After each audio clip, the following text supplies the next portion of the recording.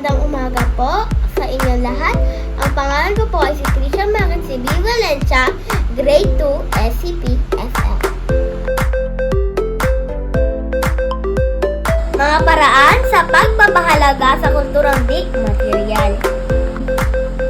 Isabuhay ang mga aral na mapupulot sa mga alamat at kwentong bayan.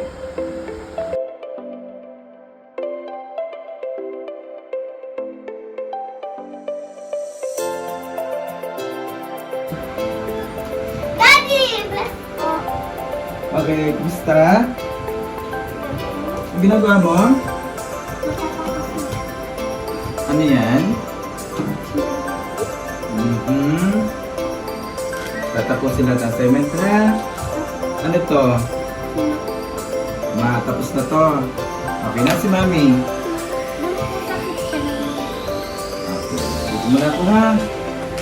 Tuloy mo lang yan. Maraming salamat po sa uulitin.